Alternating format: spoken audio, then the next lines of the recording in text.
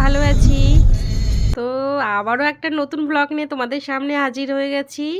সকালবেলা রেডি হয়ে বেরিয়ে পড়েছি। ভেবেছিলাম অনেক সকালে বেরোবো, কিন্তু বুঝতেই তো পারছো শীতের সকাল, একটু তো সময় লেগেই যায়। ব্রেকফাস্ট করতে সময় লেগে গেল, তাই আমরা বেরিয়ে পড়েছি। পাশের যে ভিউটা দেখলে, সেই পাশের ভিউটা কোথাকার বলো তো? ওটা শিলিগুড়ি ঢোকার আগেকার ভিউ, চা বাগানের। আমাদের সাথে আমাদের আরেকটা বান্ধবী যাবে, তার জন্য আমরা ওয়েট করছি পাম্পের পাশেই। তো এসে পড়েছে।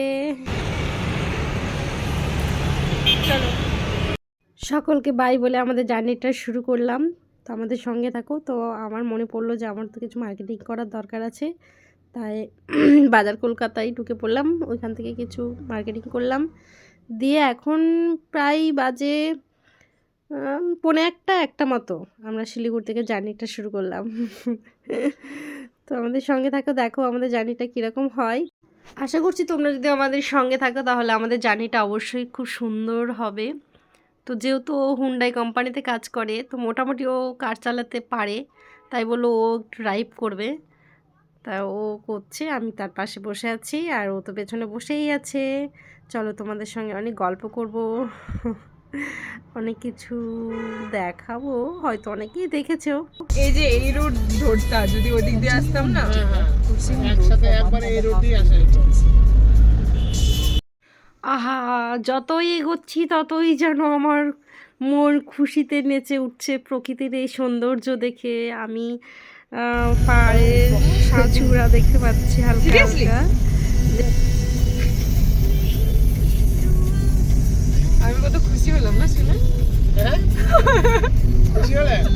হ্যাঁ, মনের ভেতরটা কীরকম অস্থির হয়ে উঠছে না, যে কখন পাহাড়ে উঠবো, কখনই পাহাড়ে উঠবো, কিন্তু এখনও তো উঠতেই পারছি না।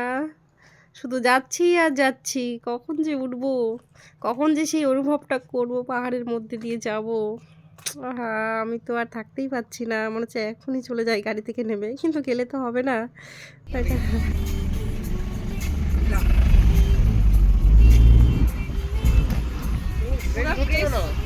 এই ঘুরে নিয়ে পাহাড়ে ওঠার আগেই গাড়ি চেক করে, কাগজপত্র ঠিকঠাক আছে কিনা দেখে নেয়। এই তো আমরা এখানে দাঁড়িয়ে পড়েছি চেকিংয়ের জন্য।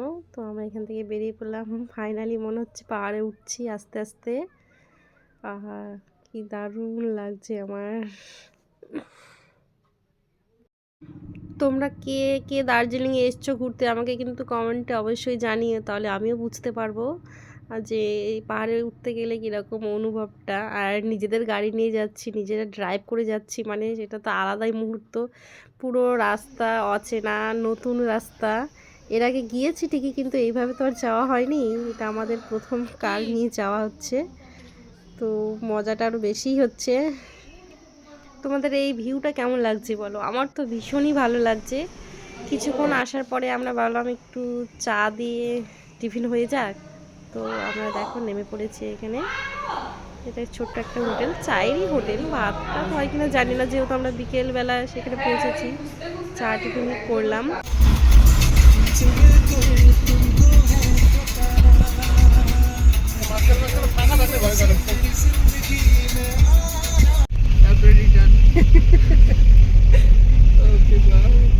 স্কুটি নিয়ে আসা বিশাল সমস্যা।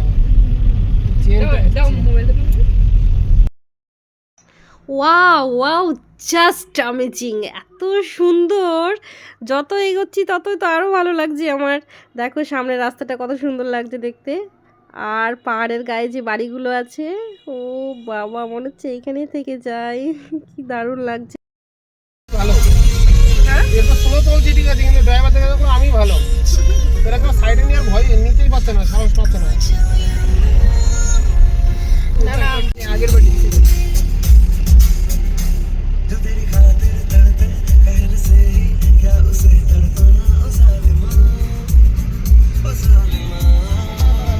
আমরা কার্শিয়াং রোড হয়ে যাচ্ছি, আর বিকেল হয়ে গেছে, মানে সন্ধ্যা লাগার আগে আগের মুহূর্তে, সূর্যটা ডোবার পথে।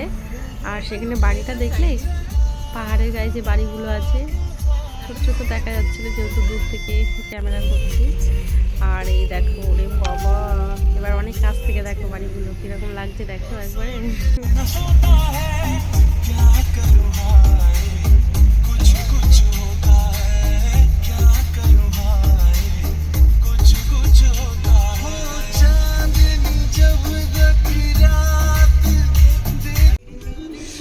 আলাদাই একটা অনুভব। এখানকার পরিবেশ, এখানকার মানুষজন, এখানকার চালচলন, এখানকার খাওয়া দাওয়া সব কিছুই আলাদা। আর পাশে ডান পাশে যেটা দেখলে ওটা একটা খুব সুন্দর একটা মন্দির দেখতে পেলাম। আর দেখো টয় ট্রেন যাচ্ছে, একটু মজা লাগছে না? টয় ট্রেনে ওঠেনি আমি, যদিও ওঠার ইচ্ছে আছে। দেখো একবার সামনে, একবার পেছনে, একবার ডান পাশে, একবার বাম পাশে। দারুণ মজা হচ্ছে, দারুণ বলে বোঝানো ভাষা নেই, এত ভালো লাগছে। দেখো তোমরা টয় ট্রেন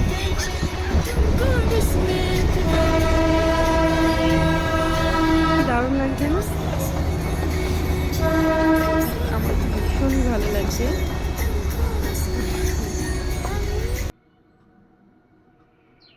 তিনটে বগি আছে, দেখো বেশিরভাগ ফরেনরাই আছে এখানে।